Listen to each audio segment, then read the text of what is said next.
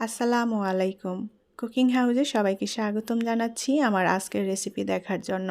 সবজি দিয়ে দারুণ মজাদার একটি নাস্তার রেসিপি নিয়ে চলে এলাম। আজ তৈরি করে দেখাবো মচমচের সবজির বড়া। এই সবজির বড়াগুলো ইফতার অথবা বিকালের নাস্তায় বানিয়ে পরিবেশন করতে পারেন। খুবই ভালো লাগে খেতে। ঘরে থাকা সবজি দিয়ে খুব সহজেই এই সবজির বড়া বা পাকোড়াগুলো তৈরি করে নেওয়া যায়। আর এটা তৈরি করতে তেমন কোনো ঝামেলাও নেই। তাহলে চলুন কিভাবে সবজির বড়া তৈরি করি সেটা দেখে নেই। সবজির বড়া তৈরি করতে যা যা লাগবে আমি সব কিছু গুছিয়ে নিয়েছি।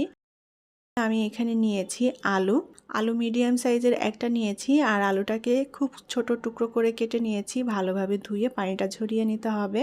আর নিয়েছি ছোট সাইজের একটা গাজরটাও ছোট টুকরো করে নিয়েছি বরবটি, আর নিয়েছি পটল, ধনেপাতা নিয়েছি, পেঁয়াজ কুচি লাগবে, আর লাগবে কাঁচামরিচ স্বাদ মতো, চালের গুঁড়া নিয়েছি, আর এখানে লাগবে বেসন, লবণ, গোলমরিচ, আস্ত জিরা, হলুদ গুঁড়া, আর নিয়েছি চাট মশলা। তো এখানে আপনাদের পছন্দ মতো যে কোনো সবজি দিয়ে এই পাকোড়াটা তৈরি করে নিতে পারেন।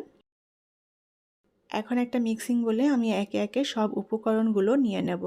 সবজিটা আমি ছোট টুকরো করে কেটে নিয়েছি, এটা আপনাদের পছন্দ মতো করে কেটে নিতে পারেন। আর সব সবজিটাই আমি একই পরিমাপে নেওয়ার চেষ্টা করেছি।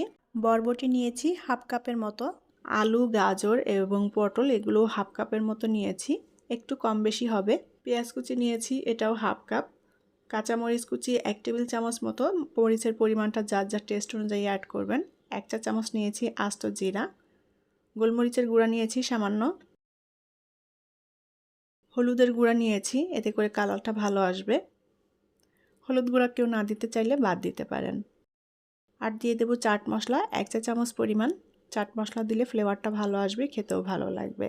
লবণ দিয়ে দেব স্বাদ মতো, ধনেপাতা, চাট মশলা হাতের কাছে না থাকলে এটা বাদ দিতে পারেন।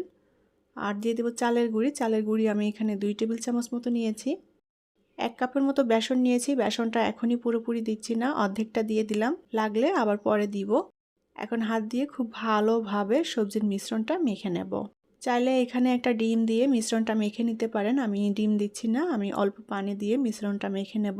পানিটা অল্প করে দিতে হবে, আর মিশ্রণটা খুব বেশি নরম হবে না, একটু আঠালো এবং শক্ত করে মেখে নিতে হবে। বাকি যে বেসনটুকু ছিল সেটুকু দিয়ে দেবো অল্প অল্প করে। তো এখানে সম্পূর্ণ 1 কাপ বেসন লাগছে। এখন খুব ভালোভাবে সবজির মিশ্রণটা মেখে নেব। আর এখানে আমি পানি দিচ্ছি, পানি কেউ না দিতে চাইলে পানির পরিবর্তে ডিম দিতে পারেন। খুবই মজাদার একটি রেসিপি।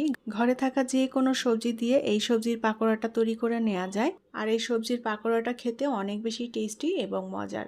আমি খুব ভালোভাবে সবজির মিশ্রণটা মেখে নিয়েছি, আর এরকম একটু আঠালো করে মেখে নিতে হবে যাতে করে শেপটা সুন্দর মতো দেওয়া যায়। এখন অল্প অল্প করে মিশ্রণ নিয়ে এভাবে গোল শেপ দিয়ে বড়াগুলো ভেজে নেব। পর্যাপ্ত পরিমাণ তেল দিয়ে তেলটা বেশ ভালো মতো গরম করে নিয়েছি। এখন সবজির বড়াগুলো ভেজে নেব। বড়াগুলো ছোট ছোট করে তৈরি করছি, এটা আপনাদের পছন্দ মতো সাইজ করে তৈরি করে নিতে পারেন। চুলার আঁচটাকে অল্প রেখে বড়াগুলোকে ভেজে নিতে হবে যেন সবজিটা সুন্দর মতো সেদ্ধ হয়ে যায় এবং খুব ভালোভাবে ভাজা হয়। এক পাশ ভাজা হয়ে গেলে উল্টে দিতে হবে, আর এভাবে উল্টাপাল্টা করে দিয়ে আমি খুব সুন্দর একটা গোল্ডেন ব্রাউন কালার করে বড়াগুলো ভেজে নেব। যার যার পছন্দ মতো কালার করে ভেজে নিতে পারেন। চুলার আঁচটা অবশ্যই অল্প রাখতে হবে, তা নাহলে উপরের দিকটা পুড়ে যাবে, ভেতরের সবজিগুলো সেদ্ধ হবে না, কাঁচা থেকে যাবে। আমি অল্প আঁচেই খুব ভালোভাবে উল্টাপাল্টা করে দিয়ে সবজির বড়াগুলো সুন্দর একটা গোল্ডেন ব্রাউন কালার করে ভেজে নিয়েছি। এখন এগুলো তেল ঝরিয়ে উঠিয়ে নেব।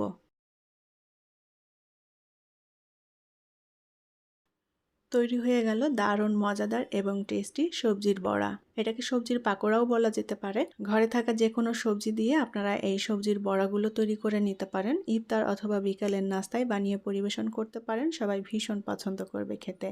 আর এটা খেতে অনেক বেশি টেস্টি এবং মজাদার। আমি একটা বড়া ভেঙে দেখাচ্ছি ভেতরটা কেমন হয়েছে। ভেতরের সবজিগুলো খুব সুন্দর মতো সেদ্ধ হয়ে গিয়েছে এবং ভাজা হয়েছে সুন্দর মতো।